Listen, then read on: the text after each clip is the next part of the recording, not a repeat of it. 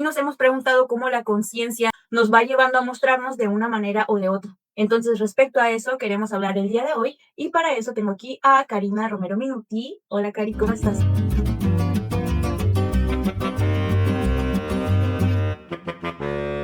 Hola, Sant, estoy bien, estoy feliz por el curso que ha tenido muy buena respuesta y se ha disfrutado mucho y creo que estamos construyendo algo importante ahí, ¿no? En el intercambio. Y como dices, al final salen más y más cosas, ¿no? Que sería importante reflexionar, charlar, pensar y sobre todo también para nuestra propia vida, ¿no? Como entrenadoras, como personas que practicamos el fitness, como personas que convivimos con personas que practican esta forma de vida o estilo de vida. Y pues hay cosas ahí que muchas veces no están en nuestra decisión como tal, ¿no? Que están determinadas por contexto social, por contexto cultural, por contexto económico, y que como siempre decimos, el fitness, además de ser algo personal o individual, es algo colectivo, ¿no? Y está determinado por la sociedad, ¿no? Entonces, desde ese punto de vista, vamos a analizar hoy, ¿no? Las implicaciones de esta autoobjetivación que ya hemos mencionado antes, pero orientada también hacia un tema muy complejo, porque realmente es muy complejo, que es la sexualización, ¿no? Del cuerpo femenino también desde el fitness, ¿no? O en el fitness. Claro, sí, porque algo que hablábamos también en las clases o de las preguntas y comentarios que se iban entrelazando es como en este mundillo fitness, ¿no? En este campo del entrenamiento e incluso de la nutrición deportiva, hasta cierto punto cuando te miran con un cuerpo que se va ajustando al ideal hegemónico, o sea, llámale delgado, llámale musculoso o musculado, llámale también tonificado, por ejemplo, se va traduciendo o se va interpretando y esto de manera muy inconsciente como mayor credibilidad, ¿no? Como si tuviera eso una legitimación o legitimización, ¿cómo sería esa palabra? Legitimación. Legitimización. Legitimización de lo que se está diciendo, claro, o sea, se va intuyendo que la persona que está hablando y que se ve de tal o cual manera sabe más por cómo se ve e incluso se va perdiendo esta parte de, ok, ¿qué es lo que realmente sabe esa persona, no? Y se va utilizando el cuerpo por eso como una prueba visual de nuestra capacidad de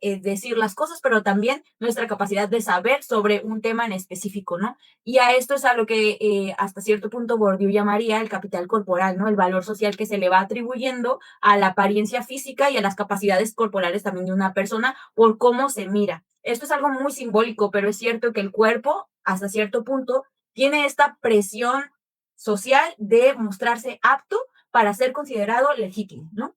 Y esto va creando, claro, como ya hemos hablado aquí, ciertas presiones por estar cumpliendo con ese horizonte de expectativas o ese capital erótico que dice Catherine Hakim, que bueno, ella pues para mí es muy criticable, la verdad, pero esto del capital erótico también nos va diciendo de cómo las personas nos van aceptando en ciertos campos por cómo nos vamos viendo o por lo que vamos teniendo, ¿no?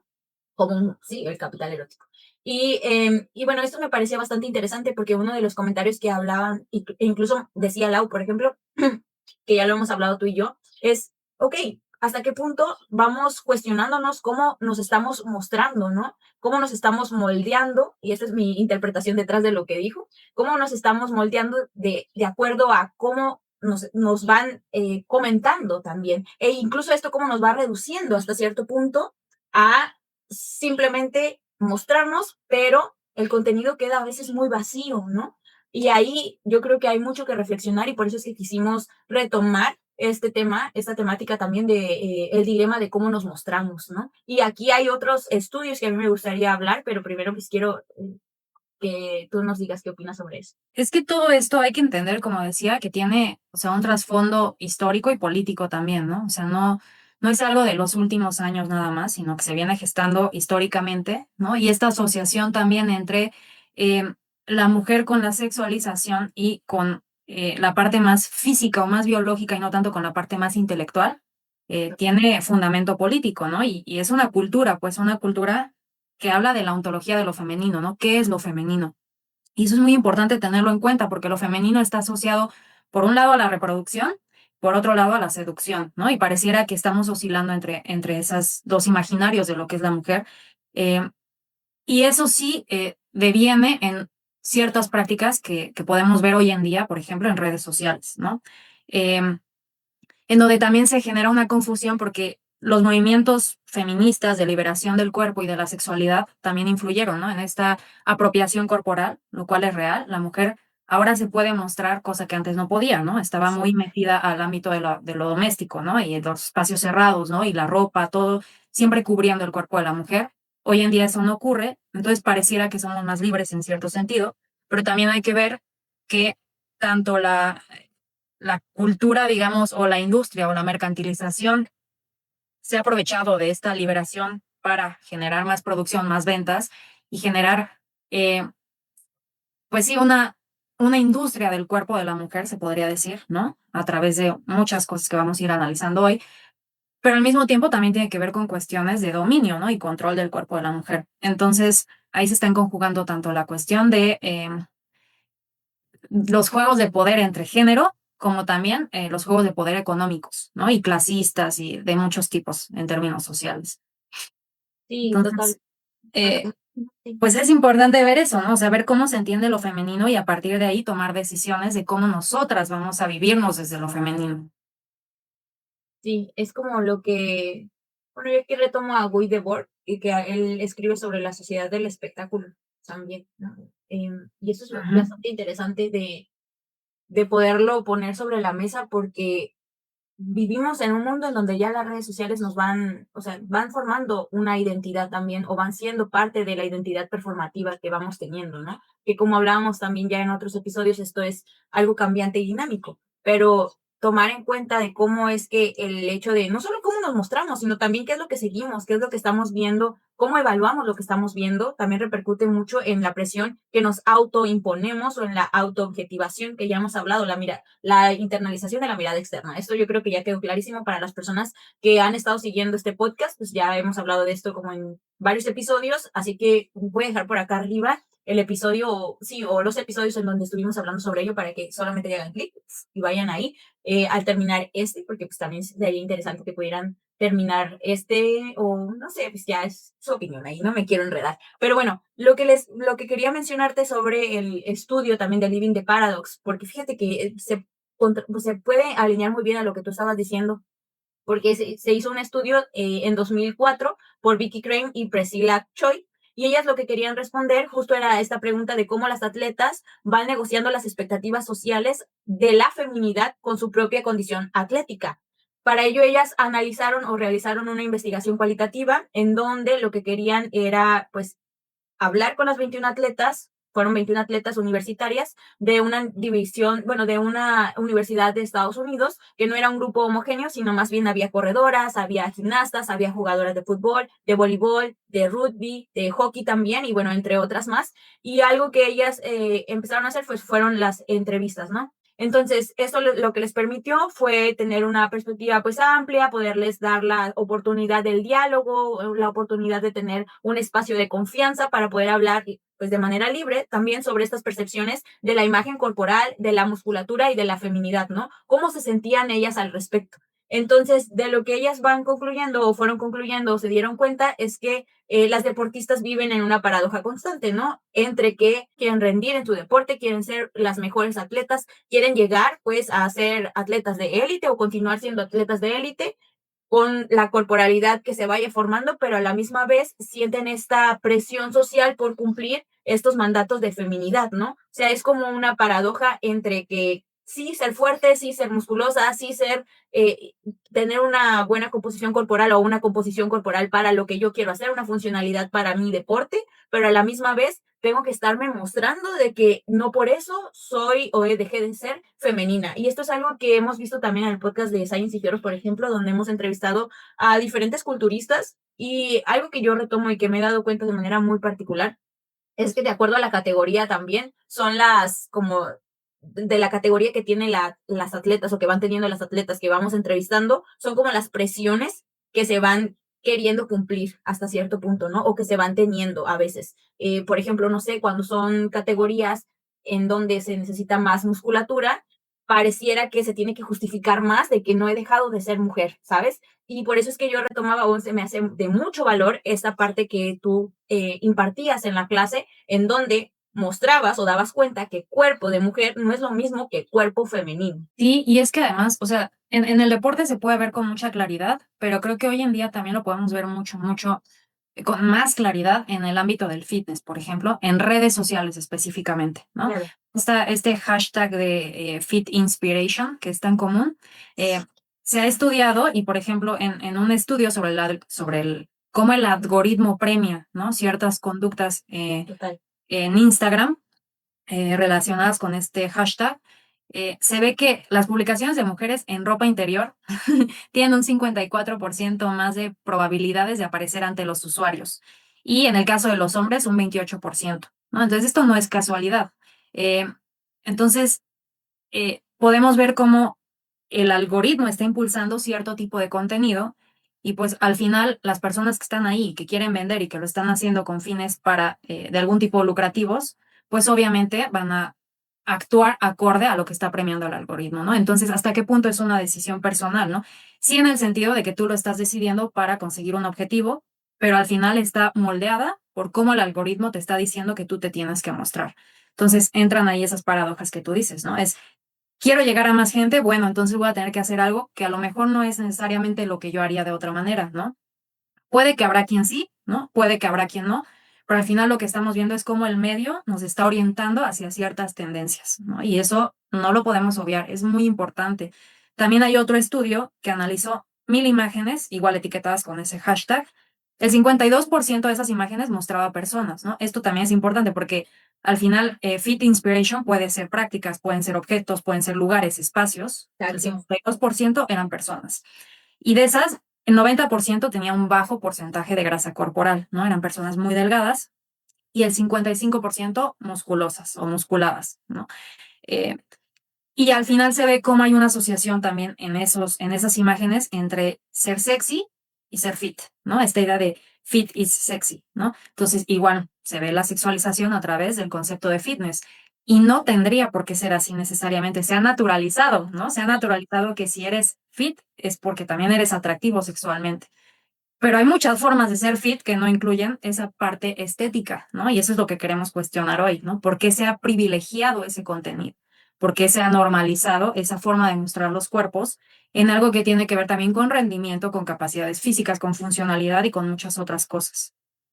Entonces, las Exactamente. estadísticas sí nos muestran una realidad ahí. Las estadísticas y las imágenes, porque si ustedes van a Instagram o a TikTok, a lo que utilicen, y ponen el hashtag, escriben el hashtag Fit is Inspiration, se van a dar cuenta de que lo que dice el estudio que tú acabas de mencionar es totalmente cierto e incluso se pueden llevar una sorpresa, como por ejemplo yo, que bueno, lo hice en su momento para el ensayo que realicé para el diplomado de la UNAM. Y algo que me di cuenta y que dije, wow, o sea, yo sabía esto porque, pues sí, lo he vivido, lo he estudiado, lo he leído, todo esto, ¿no? Del Fit Inspiration y estos estudios, pero ya cuando lo ves es sorprendente. Al menos yo cuando lo hice, me di cuenta que no solamente son el tipo de cuerpos que se muestran, sino el tipo o el foco de atención que se muestra, o más bien el ángulo que se muestra, las poses que se muestran, todo eso habla, todo eso dice, todo eso son discursos también, ¿no? No se limita solo al lenguaje. Ahora, cuando vas y ves las imágenes, te das cuenta que son diferentes las poses que hace un hombre que hace una, y que hace una mujer. Y tú puedes decir, claro, pues es que es obvio, es que es un hombre y es una mujer. No, no, no, no, no, hay muchas cosas más allí. No hay que normalizar y naturalizar el hecho de que una persona pose de cierta manera y otra de otra, solamente por su sexo género, ¿no? Hay muchas cosas que se están escondiendo ahí o que van atravesando a esas prácticas y que e incluso, por ejemplo, tan solo esto, nadie nacemos posando pues de cierta manera, eso se va aprendiendo a lo largo del tiempo y es que la línea es muy finísima entre cuando mostramos el cuerpo como instrumento, por ejemplo, de fuerza y cuando lo presentamos como un objeto de consumo. Yo creo que ahí ya hemos hablado de esto, se puede romper la línea e incluso tu intención puede ser mostrarte de cierta forma para mostrar, no sé, la sentadilla o para mostrar, no sé, que eres fuerte, en Instagram, por ejemplo, pero hay algo que hay una autora que se llama Laura Mulvey, que ella es cineasta, me parece, y ella lo llamó como régimen escópico, es decir, nos fragmentan o nos fragmentamos o fragmentamos el cuerpo y lo convertimos en un objeto de la mirada de otro de acuerdo a quién nos está viendo, ¿no? Es decir, también nosotros focalizamos en ciertas partes, pero guiamos esa atención de acuerdo a lo que estamos nosotros también tomando o mostrando, ¿no? Y así es como yo veo también que, o sea, hay que concientizar en esa parte. Y no quiere decir que no te muestres de la manera que tú quieras, pero como mencionaste, no naturalizar, no verlo como, ay, sí, es que es normal que una mujer pose solamente mostrando el glúteo. Y es algo que también los estudios de imagen corporal dicen, pues las poses que hace una mujer y un hombre son diferentes. ¿Por qué? Pues porque están atravesados de muchos discursos, ¿no? Y eso va moldeando también estas prácticas, o eso va moldeando lo que se valora más de una persona o de otra, ¿no? Y aquí es donde también para mí fue esclarecedor el leer este estudio que te digo de Crane, porque ellos algo que ponían o daban cuenta es que para las atletas también, ellas se iban notando, ¿no? Que de acuerdo a los uniformes que utilizaban, por ejemplo, no sé si era de gimnasia, si era de atletismo, si era de vóley, etcétera, se sentían más incómodas o menos incómodas, más sexualizadas o menos sexualizadas, ¿no? ¿Por qué? Porque muchos distinguían que había hombres que justo o personas que justo iban a las competencias solamente para verlas de cierta o de cual manera, ¿no? Y ahí yo es lo que digo, ok, la intención a veces puede chocar hasta cierto punto con la interpretación. Nosotros no somos dueños y tampoco depende de nosotros cómo nos van interpretando, pero sí cómo nos vamos mostrando. Y ahí es donde yo veo que la problemática no es tanto cómo te ven, sino cómo empezamos a vernos a nosotras mismas, ¿no? Cómo empezamos a internalizar justo esta mirada externa. Ahí es donde se ve claramente la autoobjetivación o el show del yo que dice Paula Sibilia también, ¿no? Vamos interiorizando esta mirada, sí, esta mirada externa, ¿no? Esta mirada de autoficción, le llama ella. Sí, es que como siempre decimos, el contexto importa, ¿no? No, Claro, la desnudez no es la misma en todos los contextos y desnudez no siempre tiene una connotación sexual, ¿no? También hay que decirlo. También tiene una connotación de liberación según el contexto en el que se dé.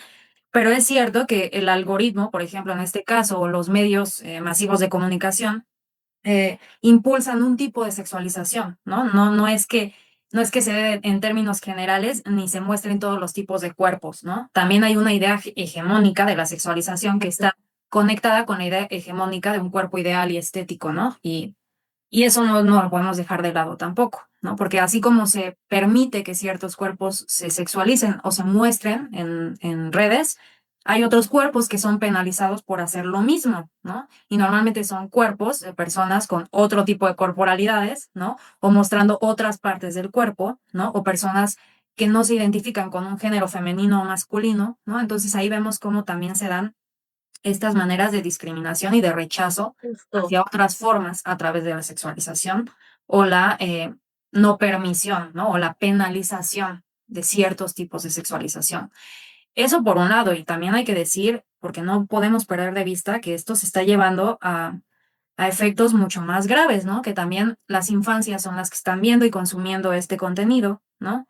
Y también ya se está dando una hipersexualización de las infancias, ¿no? Y eso nos puede llevar a problemas que no son el tema de hoy, súper complejos, pero hay que tomar en cuenta, porque cuando una persona, una mujer decide sexualizarse, también está siendo ejemplo para otras mujeres. Y como dices, al final uno no sabe cómo se va a interpretar, cómo se va a utilizar y las personas que muestran a niñas pequeñas a lo mejor no lo hacen con esa intención, pero tú no puedes controlar lo que va a ocurrir, ¿no? Entonces, detenernos a pensar desde dónde, por qué, para quién y a favor de quién estamos realizando ciertas acciones, ¿no? A favor del algoritmo, a favor del capitalismo, a favor de qué estamos mostrando ciertas imágenes. Entonces, es tema delicado, es tema complejo, ¿no?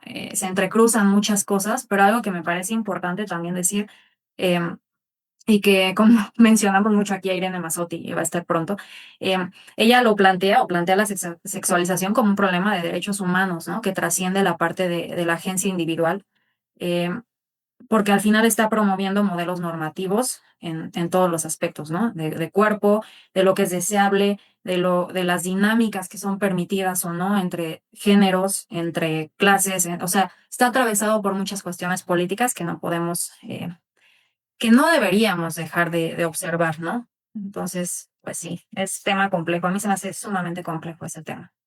Sí, sí, es complejo, sobre todo actualmente en donde se va priorizando, y ya tenemos un episodio sobre eso, esto de la vida real o ser auténtico, ¿no? El mostrarte de manera genuina, pero pues aquí retomando a Sibilia, también ella habla sobre, bueno, escribe y también tiene varios videos en YouTube por si quieren buscarla, sobre cómo es que nos vamos haciendo una autoficción o nos vamos espectacularizando también a nosotros mismos y eso puede ser, bueno, puede ser hasta cierto punto perjudicial porque sí, claro que se reduce lo que nosotros queremos decir o lo que nosotros somos, ¿no? Incluso también se va reduciendo así y se va capitalizando por el mercado, pues también es parte de, claro que nosotros vendemos más, ¿no? Vendemos más si nos mostramos como cómo se pide que nos mostremos o cómo se premia que nos mostremos, ¿no? Y es ahí donde yo digo, tampoco hay que culpabilizar a la persona por cómo se muestra, más bien aquí lo que queremos o intentamos, y me atrevo a hablar por ti, es invitar a un diálogo y a un cuestionamiento, ¿no? A quitar este velo de que es normal estar haciendo esto, porque pues claro, soy entrenadora y me tengo que mostrar así. No necesariamente, o sea, tal cual lo dices tú, hay muchas formas de ser fitness o de vivirse saludable en salud y todo esto. Creo que incluso puede ser un mito o llega a ser un mito el estilo de vida fit o este discurso de ser mejor, ser tu mejor versión también. O sea, podemos caer en un engaño completamente de bucle de estar consumiendo para poder sentirnos mejor y estarnos mostrando de cierta parte, de ciertas partes o con ciertas cosas también, ¿no? Con ciertas cosas para vernos de tal o de cual manera o más profesional. Creo que esto es bien problemático. Yo ayer subí una historia sobre el tema del autocuidado, ¿no? O sea, tener cuidado con el autocuidado que se nos vende, porque si el autocuidado se está volviendo muy insostenible o incluso te está causando más insatisfacciones que satisfacciones, más tensiones que realmente una vida plena, un bienestar subjetivo, pues ojito ahí, porque ahí hay bastantes cosas que entonces habría que cuestionar primero, ¿no? O sea, el autocuidado no es irte a un spa, no es comprarte tus miles de mascarillas y, ok, es respetable si quieres hacerlo, pero eso no es el autocuidado. El autocuidado es tener una base de comprensión personal y de autorreflexión también para poder generar bienestar subjetivo, ¿no? Y salud es también mental, es también corporal, es también de vínculos, o sea, por eso hablamos aquí de corporalidad, ¿no? Entonces, bueno, volviendo al tema, porque yo me voy por ese tema, porque creo que es algo que también podríamos hablar en otros episodios. Y bueno, repensar cómo nos estamos mostrando, también cómo incluso eso de ser entrenadora es performativo igual, como dice Judith Butler, puede ir cambiando también, igual que la identidad, ¿no? La identidad de entrenadora fit puede ir cambiando como un performance cada día, pero ¿qué estamos reforzando? Y esto es interesante también, ¿qué estamos reforzando con eso que estamos mostrando cada día, ¿no? ¿Qué nos estamos auto mostrando a nosotros mismos o auto reforzando a nosotras mismas, ¿no? Cómo estamos actuando esa feminidad también para poder encajar. Y es algo que se veía igualmente en este estudio que te digo. Las atletas intentaban encajar para atraer a otros chicos o para mostrarse femeninas o para mostrarse, sí, que no han perdido esta parte de ser mujer, ¿no? E incluso entraban en esta paradoja consciente de, pues, o inconsciente de, quiero ser femenina, pero a la misma vez quiero ser atleta. Y creo que no se debería o no se tiene por qué contraponer una cosa con la otra. La cuestión aquí es qué estándares estás teniendo y qué interpretaciones estás adoptando y estás teniendo también y asumiendo de lo que es la feminidad.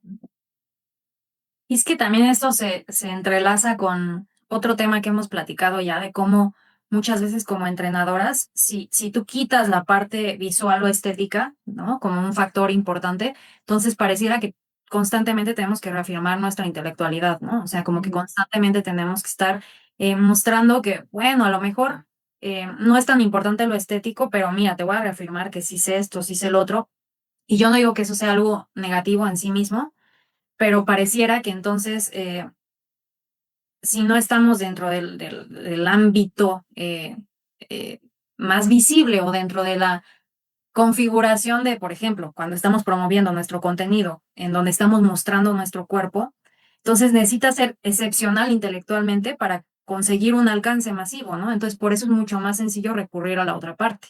Cuando la verdad es que muchas veces, si lo vemos del lado contrario, de los hombres, no es que tengan una manera muy peculiar o muy, pues sí, muy interesante, quizá no encuentres en este momento la palabra, pues, pero no son excepcionales sus maneras de promover su contenido, pero son mejor recibidas por el hecho de que son hombres, ¿no? En ese sentido, ¿no? Porque el deporte sigue siendo asociado con un tema más masculino o de conocimiento masculino. Entonces, quizá para ellos no es tan esencial, aunque cada vez se ve que también, ¿no? Sexualizarse o mostrar su cuerpo, ¿no? O mostrar ciertas partes de su cuerpo sobre otras partes. Porque decimos que esto tampoco es solamente femenino. Al final, el culto al cuerpo forma parte de nuestra sociedad actual, ¿no? Y dentro de ese culto existe esa sexualización, ¿no? Y esa generización en términos de género. Em, entonces, forma parte de nuestra sociedad, pero jerárquicamente no es igual hombres y mujeres, ¿no? Entonces, ¿de qué manera nosotras, como mujeres entrenadoras que queremos compartir y llegar a más gente, podemos hacerlo, ¿no? Eso es una pregunta como retórica. Si al final si no nos mostramos como el algoritmo nos premia, sabemos que no vamos a llegar hasta allá. Entonces el Hay camino se vuelve limitaciones. difícil, ¿no? Se vuelve difícil, se vuelve cansado, se vuelve tedioso y a veces se vuelve un fracaso, ¿no? No se logra. Pero entonces ahí entra pues la decisión personal de decir, bueno, a lo mejor no voy a conseguir esto, pero esto es lo que sí puedo conseguir y cómo voy a utilizar eso, ¿no? O qué herramientas tengo para llegar lo más lejos que pueda, aceptando que yo decido no entrar a esa otra parte por las razones que sean. Y no son razones morales meramente. O sea, no estamos hablando de que sea algo bueno o malo. Quizá podría tener connotaciones éticas por lo que hemos hablado, ¿no? Por los factores políticos que están Muy detrás. ético. Entonces, éticas sí, morales no, Ujú. pero es una decisión personal en el sentido de si ya tienes las herramientas y sabes que es un recurso, ¿no? Si ya no eres ignorante del tema, ¿no? O sea, si ya lo conoces, ¿de qué manera lo puedes usar o de qué manera puedes actuar en este contexto que sea más acorde con lo que tú realmente quieres desde ti, ¿no? Que te haga sentir cómodo, que te haga sentir validado también, pero no cosificado o no objetivizado, ¿no? Entonces, es complejo. La verdad es que es difícil, ¿no? Ponernos en este lugar, porque yo lo he atravesado y me imagino que tú también, de cómo conseguir alcance sin caer en estas formas que ya están preestablecidas como exitosas, ¿no? O que sabemos que llegan a mucha gente, pero también hay que decirlo, que las comunidades que se construyen muchas veces no son las ideales, ¿no? Para promover el mensaje. Es gente que va a verte, no que va a seguirte por tu contenido o por lo que estás ofreciendo en términos de información. Entonces, pues también ahí es otro factor importante. También eso, tomar en cuenta a qué población quieres llegar, ¿no? Porque a veces se pierde de vista. Es Ujú. decir, por el hecho de tener más likes, más seguidores, más gratificaciones a través de las notificaciones, ¿no? Más estímulos dopaminérgicos, porque también esa es otra que entra ahí, que no hemos hablado acá, pero no todo es por la cuestión de ser valorado culturalmente, sino también lo que genera a nivel cerebral, ¿no? Y bioquímico, eso también sería interesante de dar cuenta de ello. Que no perdernos en ese camino, porque al final, si solamente nos abocamos a ello, vamos perdiendo a qué tipo de población queremos llegar y cuál es nuestra intención realmente, cuál es nuestra intención, claro, de lo que queremos comunicar detrás de eso que estamos mostrando. Es muy fácil perderse, o sea, la verdad es que es muy fácil perderse. ¿Por qué? Porque a uno como persona, como subjetividad, nos gusta la aprobación externa, pero si solamente estamos focalizando en esa aprobación externa todo el tiempo, dejamos o descuidamos nuestra propia aprobación interna e incluso nuestra intención intrínseca, ¿no? Detrás de lo que estamos haciendo. Cuidado ahí, no hay que perdernos en el camino porque al final, si solamente nos vamos por la superficialidad y nos dejamos ir por ahí, a lo mejor en algún punto nos encontremos perdidos e incluso nos encontremos insatisfechos. ¿Por qué? Porque no todo el tiempo vas a estar recibiendo la misma retribución de lo que estás subiendo actualmente, ¿no? Porque también cambiamos como seres. E incluso puede estar causando justo estas presiones constantes, como ya lo hemos estado viendo, ¿no? Aquí alguna solución que a lo mejor podríamos dejar, porque tal vez dicen las personas, ok, sí, San, o sí, Cari, ya te escuché, ya me dijiste todo esto, ok, perfecto, pero ¿qué es lo que puedo hacer, no? Algo que se vio en el estudio también es y que agrupaban como una categoría de physicality, le decían, o sea, fisicalidad, como una forma de hacer resistencia, era justo tener el foco en la función, ¿no? Cómo funcionaban esos músculos, ¿no? ¿Qué es lo que eran capaces de hacer? ¿Qué era capaz de hacer ese cuerpo, esa corporalidad en sí misma? Ok, sí, te ves fuerte, pero también eres fuerte, ¿no? No solamente te ves fuerte, te ves atlética, pero no solamente te ves atlética, eres atlética. ¿Por qué? Por la función de tu cuerpo, es decir, cambiar esa atención, ¿no? Y la verdad es que cambia bastante y te amplía un poco más el panorama. Ahora, también el sentirte orgulloso detrás de tus logros o orgullosa detrás de tus logros, detrás de lo que has hecho, ¿no? Detrás de, no sé, a las personas que has logrado llegar y que también han logrado cambiar esa perspectiva o que han sido más fuertes pues, porque han logrado, por ejemplo, no sé, rendir más en el gimnasio o crear el hábito de entrenar, ¿no? Entonces, creo que ser respetada más por lo que haces que por cómo te ves. Ay, no sé, o sea, para mí es mucho, mucho más gratificante, al menos desde mi perspectiva. Entonces, eso por un lado, también saber que la fuerza física puede ser incluso una forma de vivirte más autónoma, más agente, ¿no? En todos los sentidos, o sea, te da más confianza, te da más autoestima, te da más independencia, el saber que puedes elegir cuándo quieres verte de cierta manera, cuándo no, o más bien cuándo quieres hacer de cierta forma, ¿no? Tú, o qué es lo que quieres mostrar, qué es lo que no, de manera consciente y presente. Creo que eso sería algo muy subversivo y que también puede ayudarnos a cambiar o a resignificar lo que estamos mostrando. Eso.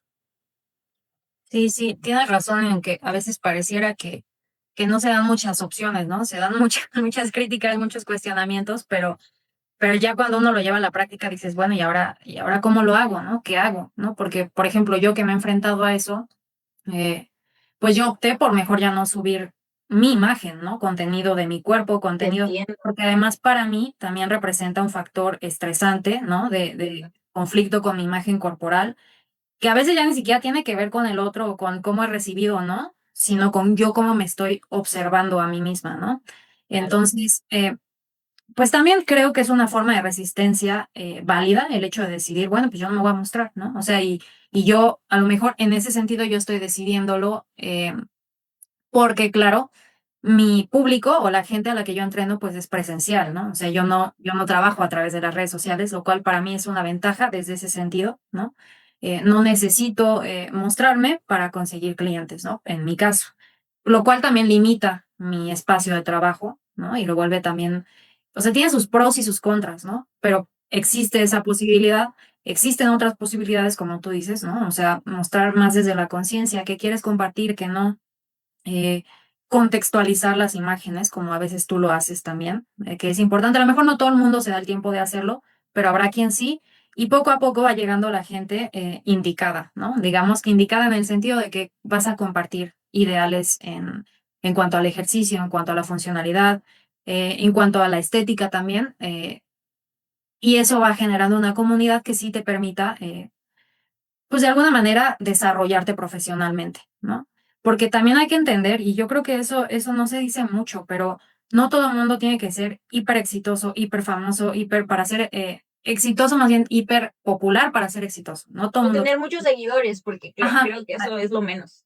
Sí, o sea, el alcance mediático que tengas no es sinónimo de lo exitoso que llegas a ser, ¿no? Y si realmente estás haciendo esto eh, por promover un estilo de vida saludable, en el sentido amplio que vimos igual en la clase, que tiene que ver con el contexto social, con la cuestión ecológica, con la cuestión individual, ¿no? O sea, holística, pues, de lo que es la salud, no nada más como algo individual y como sinónimo de belleza.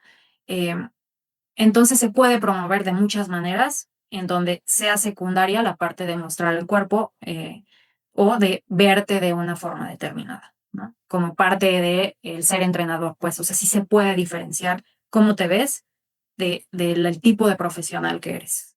Claro, mostrar el proceso, no solo el resultado, creo que es una de las formas, ¿no?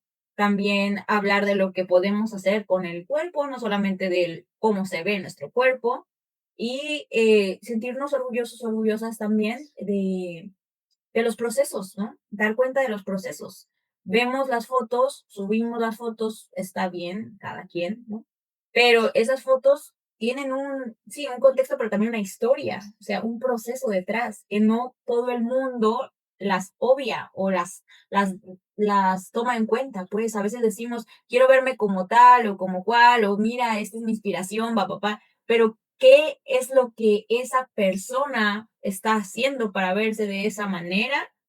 No lo tomamos en cuenta y creo que es algo bien importante también aquí a decir. Ese cuerpo que se muestra, que a lo mejor es tu inspiración y que es válido, sí, claro que sí, también tiene unas implicaciones, tiene unas acciones, tiene unas limitaciones y tiene unos privilegios, ¿no? Lo digo porque hace poquito estaba hablando con un amigo y me decía que, por ejemplo, su inspiración siempre fue un culturista, ¿no? Específico. Y después se dio cuenta que ese culturista tenía diálisis. ¿Por qué? Por todo lo que había hecho o sea, todo lo que los pets, pues, que había consumido, todo esto que había hecho para, pues, mostrarse de esa forma o lograr tener ese físico. Y digo, claro, es que se ven imágenes hermosas y lo que quieras, pero no hay que dejar de lado que también hay implicaciones detrás de lo que es, para llegar a esas cosas, ¿no? Y no digo que todo se reduzca a, bueno, fármaco o lo que sea, no es así tampoco. Hay gente que lo hace de manera natural, ¿no? Por ejemplo, hablando de un culturista, es cierto que sí, pero también cuáles son sus limitaciones, cuáles son sus privilegios, porque ese cuerpo también lo tiene, esa corporalidad también lo tiene, cuáles son los sacrificios que hace hasta cierto punto, ¿no? También lo tiene. Entonces, pues, bueno, simplemente eso. Todo cuerpo tiene un contexto detrás, una historia y un proceso. Y bueno, decir también lo que mencionaba sobre, ay, ahorita sí, sobre tú decides cómo ser subversivo. ¿Quieres mostrarte, no quieres mostrarte, no? Creo que también, por ejemplo, a mí me pasa al revés que a ti. Para mí es ser subversiva el hecho de no alejarme en las redes y obligarme a subir historias, obligarme a subir cierto contenido, porque para mí eso, pues así empezó con una tensión, como no tienes idea, pero dije yo, ok, es que es más fácil para mí el no subir cosas, eso en mi caso, que estar subiendo. ¿Por qué? Porque cuando yo subo algo, pues también yo sé que me someto al escrutinio público, pero también es una forma de decir, oye, yo me puedo mostrar de esta manera y llenar mis historias de texto y sí, ok, a lo mejor puedo ser aburridora, pero esto es lo que eso es lo que yo quiero mostrar, ¿no? Porque es el tipo de público que a mí me interesa llegar, a la persona que sí le interesa leer, a la persona que sí le interesa conocer un poco más, a la persona que sí le interesa el contexto. Si a ti no te interesa, pues vete a otra cuenta y está bien. Entonces, bueno, he encontrado mucha gratificación en ello, personal, íntima también, y mucho autoaprendizaje. Entonces, simplemente quería dejar. Sí, es que como hemos platicado tú y yo ya fuera de acá, también tiene que ver con personalidades, ¿no? Que yo te decía, es que yo tengo Sí, una cierta resistencia a lo tecnológico, por ejemplo. Yo me tardé mucho tiempo en abrir mi Instagram, eh, porque para mí también es una forma de esclavitud, ¿no? O sea, yo lo veo así. También ya lo veo necesario y lo veo como una forma de conexión, lo veo como muchas cosas. Lo único que yo no quiero es que digamos, mi vida dependa de ello, ¿no? Y aunque suena muy exagerado, pues sí hay gente cuya vida depende de lo que sí, ocurre en su Instagram o en sus redes sociales. Entonces yo soy muy cuidadosa de eso y tengo muy claros mis límites, ¿no? Tengo muy claro hasta dónde puedo yo controlar ciertas cosas de mí y cuándo ya me empiezan a controlar. Y como lo tengo claro y sigo en el trabajo, decido tomar acciones, ¿no? Y tú estás en otro proceso. Lo que hemos dicho, cada persona está en un proceso distinto y eso es importante. Por eso es importante el autoconocimiento para saber cuáles son tus límites, ¿no? Que sí y que no puedes hacer en este medio como Instagram. Y pues yo nada más como para sintetizar o a manera de cierre, digamos, eh, quería dejar esta idea que dice que la decisión de que una mujer pueda sexualizar su imagen o cuerpo está enmarcada y limitada por un sistema cultural que define qué formas de sexualización son aceptadas, valoradas o penalizadas. Y eso no lo podemos perder de vista. Sí es una decisión, pero está enmarcada en una estructura mayor y hay que hacer visible esa estructura, ¿no? Para que realmente no te consuma a ti, que realmente lo puedas utilizar como eh, un medio de crecimiento, de expansión, de liberación, de autoconocimiento y de resistencia o emancipación, ¿no? Entonces, yo cerraría con eso. perfecto. Y bueno, para los consejos, acuérdate que damos el consejillo final. Yo lo que dejaría sería, pues, la invitación a que mires tu propio perfil, ¿no? ¿Qué está comunicando tu perfil? Hablábamos también antes de comenzar a grabar que un pedazo del pastel no te define, sino más bien es ver todo el pastel completo, ¿no? ¿De qué estás llenando ese feed, por ejemplo, ¿no? Hablando de redes sociales, hablando de Instagram o incluso de TikTok o la red social que utilices. ¿De qué estás llenando ese pastel cotidianamente? Cuando tú ves tu perfil, puedes también analizar ahí, ok, ¿qué es lo que dice? Para mí, cómo se está leyendo mi perfil? ¿Esto va acorde a lo que yo quiero o esto se está saliendo de lo que yo quiero comunicar. La decisión de cómo nos estamos leyendo a nosotras mismas o a nosotros mismos sigue siendo nuestra y no hay que dejar esa agencia, no hay que dejar esa decisión al aire, pues es algo que se hace con reflexión también, ¿no? Y puedes volver a ti. Yo creo que eso es algo magnífico, el saber que podemos volver a nosotros cuando nos estamos perdiendo, ¿no? Y preguntarnos, ok, ¿qué historia está contando nuestro feed? ¿Qué historia está contando nuestro perfil? ¿Qué historia está contando nuestra red social? La de este cuerpo que debe ser admirado o que debe ser valorado por cómo se ve, o la de una persona que está habitando un cuerpo con fuerza, ¿no? Hablando de ser entrenadoras, por ejemplo, de contrarresistencia, de fuerza, de pesas, un orgullo o una capacidad. ¿Qué es lo que está contando mi perfil? Eso sería como lo que yo digo. Sí, sí, sí, ese es un consejo importante. Y yo creo que unido a eso, lo que yo diría es regresar a tu cuerpo en el sentido de cuando que conectes con tu cuerpo en los momentos en los que te estás sintiendo observada o mirada, ¿no? Y yo lo digo eso, por ejemplo, en un caso muy específico que es personal, no sé si le ocurre a los demás, no sé si te ocurre a ti, por ejemplo, pero cuando yo me grabo para subir un video de haciendo un ejercicio, Ujú.